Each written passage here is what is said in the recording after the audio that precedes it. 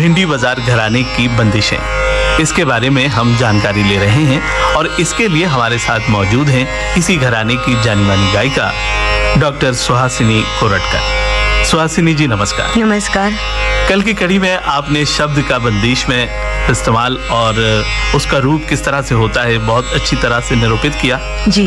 पर शब्द से ही बंदिश इतनी खुलती नहीं, बल्कि उसमें भाषाई सौंदर्य होना चाहिए, साहित्यिक गुणों का होना जरूरी होता है। तो आपके घराने में यानी भिंडी बाजार घराने में साहित्यिक गुण किस तरह से प्रतिबिंबित होते हैं इस बंदिश में, ये आप जरा बताइए हमें। देखिए, बंदिशों में जो शब्द होते हैं जी, उनसे हमें उसका अर्थ और भाव समझ में तो आता है, लेकिन फिर भी वही भाव अच्छी तरह से व्यक्त करने के लिए जी, उस बंदिश में अगर साहित्यिक गुण हो तो वो ज्यादा सुंदर लगती है। हाँ, नहीं तो भाव तो समझ में आएगा, लेकिन वो अधिक सुंदर लगेगी।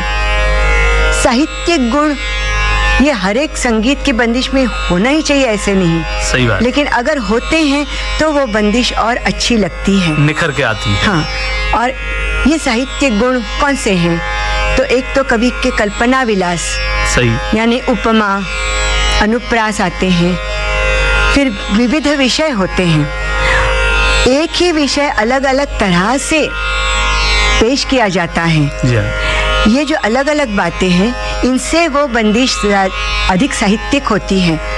तो ऐसी बंदिशें भिंडी बाजार घराने में बहुत है। उस्ताद अमान अली खान साहब की ही बंदिशें आज हम और लेंगे कुछ, जिनमें ये गुण हैं। अलग अलग विविध विषयों पर कैसी है वो देखेंगे।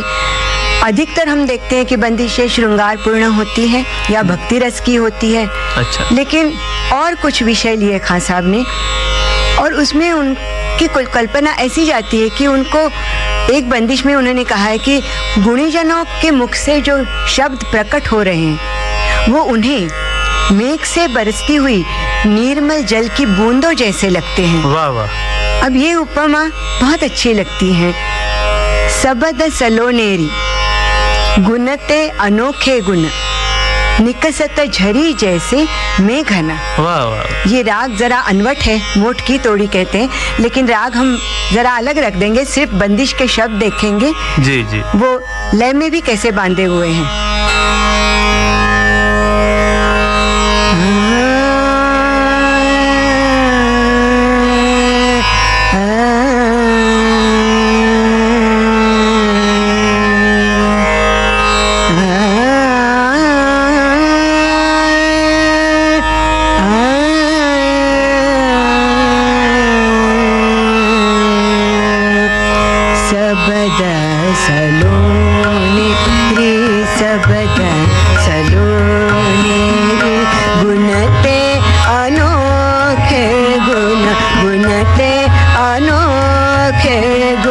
निकसत मुख से झरी जैसे मेघन, सबद सलोने रे, सबद सलोने रे, गुणते अनोखे गुण, निकसत मुख से झरी जैसे मेघन, सबद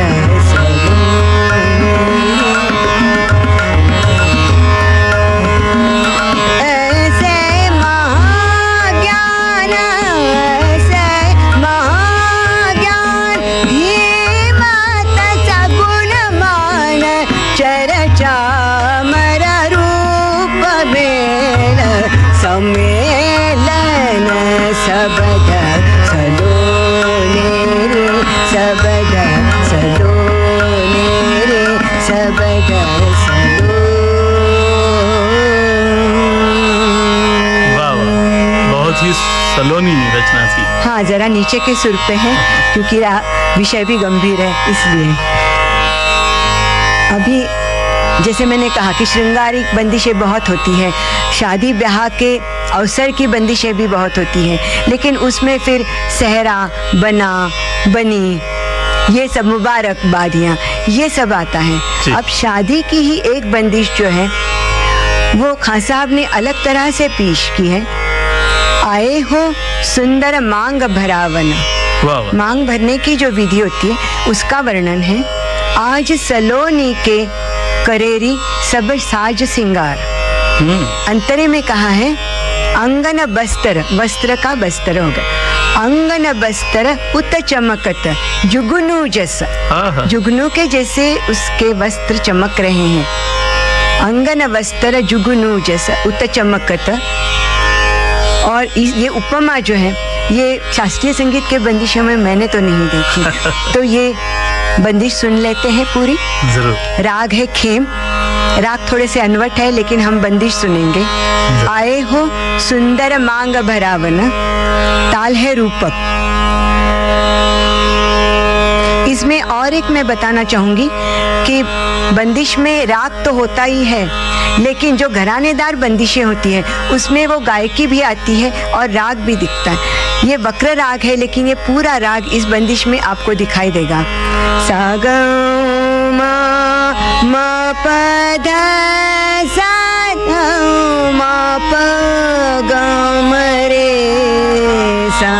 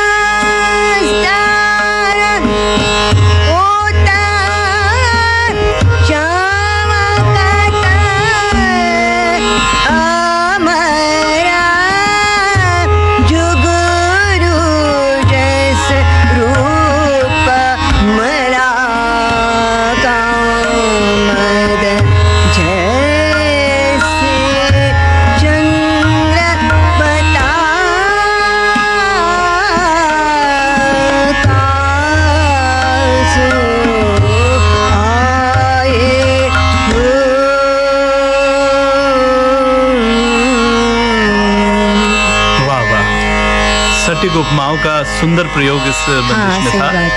तो इसे और स्पष्ट कर देने वाली कोई एक और बंदिश और सुनाइए। हाँ जी, जिसमें राग बिल्कुल स्पष्ट रूप से आता है वक्र रूप का होते हुए भी जी। ऐसा एक राग है राग त्रिवेणी। इसमें ऐसे है कि सरे पा पदा पगा पदा पगर सा, लेकिन आगे जब धैवत लेते हैं तो निषाद नहीं लेते। ग परे पा पदा पगर सा, ये रूप आगे की इस बंदिश में किस तरह से आता है वो देखिए। इसमें भी कवि को वो जो सुंदर स्त्री है वो एक बेल जैसे लिपटती है जी। वृक्ष को, उस तरह से वर्णन किया है। दोनों तरह से ये अच्छी बंदिश है, साहित्य भी है और राग का भी। धरत सौभार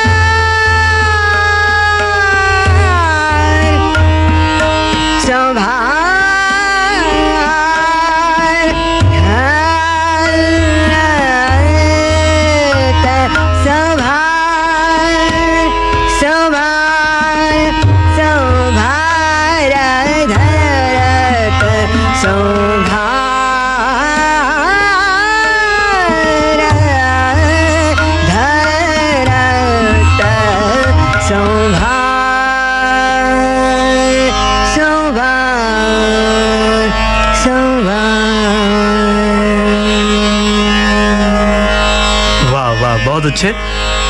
श्रोताओं, भिंडी बाजार घराने की बंदिशों में साहित्यिक गुण, इसके बारे में आज हमने जानकारी ली। आज बस यहीं तक। कल हम फिर मिलेंगे इसी श्रृंखला में। तब तक के लिए नमस्कार।